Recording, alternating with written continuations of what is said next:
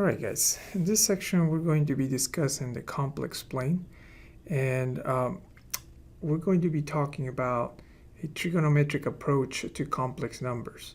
And we'll start a discussion by introducing what a complex plane is. Just as a real number can be represented by a point on a real number line, a complex number of the form a plus bi, as we'll see, can be represented by at the point a comma b on a coordinate plane, which we're going to call the complex plane. And the complex plane, the horizontal axis is going to be the real axis, and the vertical axis is the imaginary axis. So let's start with a complex number here. And our standard form for the complex number, and we've seen this from our algebra course, is a plus bi. Okay, and I'm going to call this complex number z, and let's recall what this I is. I is our imaginary unit, and is equal to the square root of -1. Okay, if you recall, this number a is what we call a real part of the complex number, and bi is the imaginary part. Now remember, here a and b are real numbers. Here we have a couple of examples in the complex plane. So notice how the horizontal line is the real axis, and the vertical axis is the imaginary axis. And let's say if we wanted to graph the point 3 plus I, the real part goes on the horizontal axis, and the imaginary, or the b, goes in the vertical axis. 3 plus I would be the point 3, 1. The same way, -2 minus I would be placed on -2, -1 in the complex plane. Notice here how just by being on this plane, which is very similar to the xy plane, we have our four quadrants, quadrant 1, 2, 3, and 4, and depending on the complex number that we're plotting, we may be on the first, second, third, or fourth quadrant. Now, one characteristic of complex numbers is going to be the absolute value, which is also known as the magnitude, also known as the modulus. Okay, we're probably going to use absolute value or modulus. Magnitude is used more in vectors, as we saw in the previous sections, but it's going to be very similar to what we've done. It's just we're in a different context here. So the absolute value, if you recall, when you took the absolute value of a real number, it represented the distance of that number in the number line to the origin. That is still true here in the complex system. The absolute value of a complex number, a plus bi, is going to be the square root of a squared plus b squared.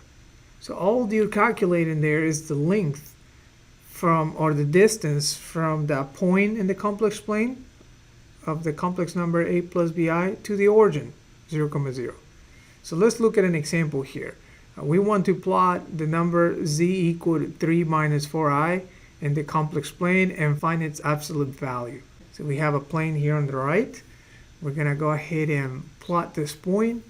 And since we have 3 minus 4i, that's going to be on the fourth quadrant, because a is 3, so that's positive 3 on the horizontal axis, and it's -4 on the vertical axis. So then our actual point, our actual complex number, is going to be on the fourth quadrant there. Okay, so there we have it.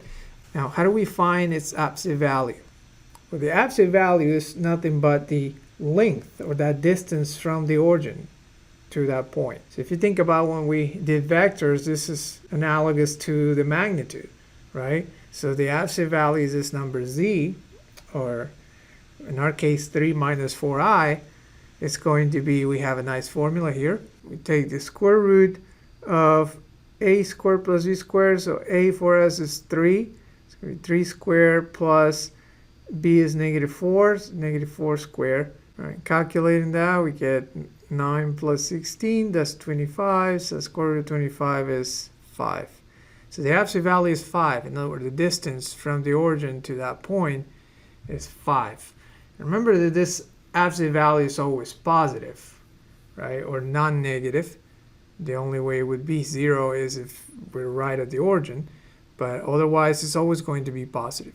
All right, now let's look at some operations here with complex numbers. We've done operations with complex numbers algebraically in your algebra course, But now let's look at them in a different perspective with the trigonometric approach. And let's say we have these two numbers, 3 plus I and 1 plus 2I.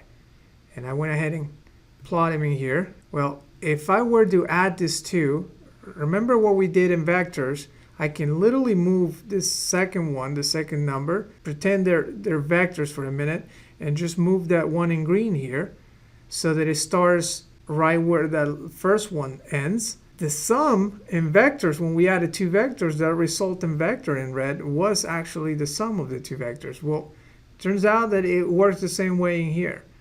And algebraically, it's very straightforward. So we have 3 plus I plus 1 plus 2I.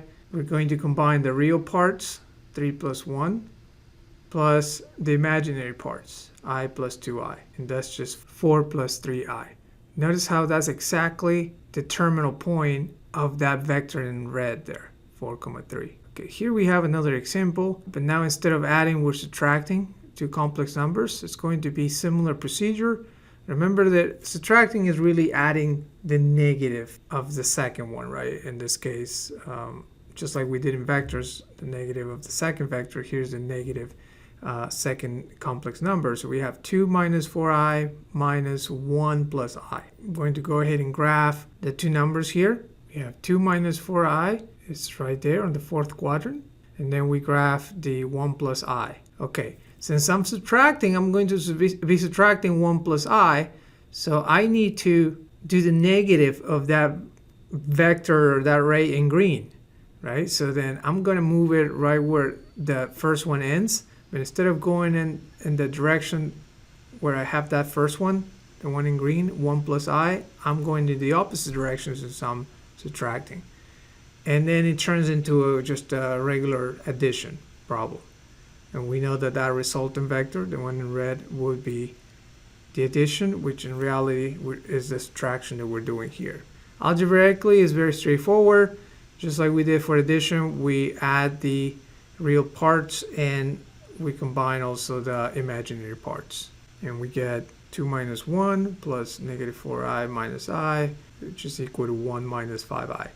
And that matches our vector or our ray in red right here, that terminal point there, 1, negative 5. Now let's talk about conjugates for a minute. If you remember complex conjugates, we just changed the sign of the b coefficient there in front of the I.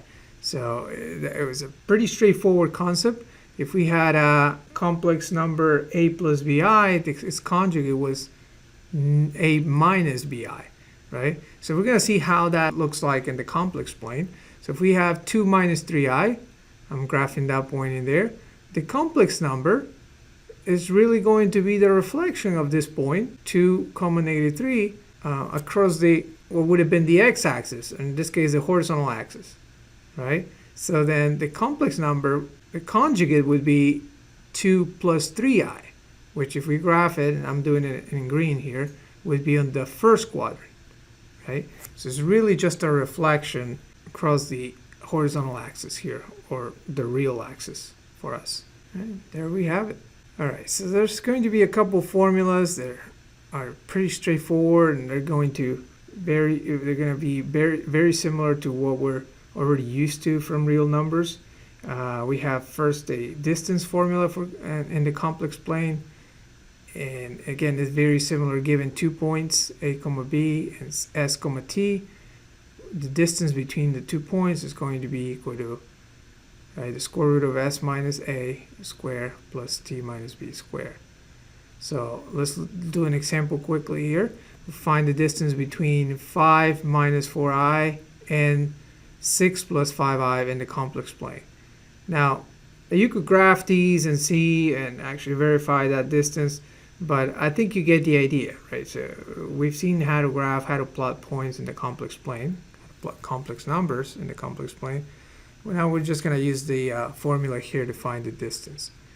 So remember that, right? S and A are the real parts of the complex numbers, and T and B in the formula are the coefficients of the imaginary part. So plugging that into our formula, we get the distance is equal to the square root of 6 minus 5 squared plus 5 minus negative 4 all of the square.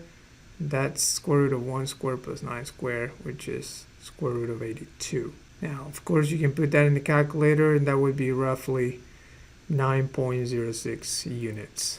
All right, and then one more formula in the complex plane would be the midpoint formula. And we have, just like we did in the regular xy plane, we have the midpoint formula equal to a plus s over 2, comma, b plus t over 2. Okay, so we get a coordinate point here. So here, let's look at an example. Find the midpoint of the segment joining the points corresponding to 2 plus I and 5 minus 5i in the complex plane.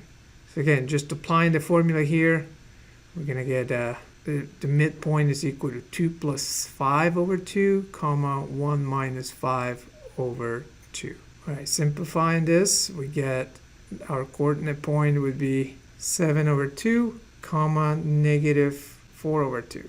And that's equal to 7 over 2, comma, negative 2. And that's the midpoint. Point in the middle of the segment from one complex number to the other. If you wanted to write this with a standard form, we have the point in the middle is 7 over 2 minus 2i. And there we have it.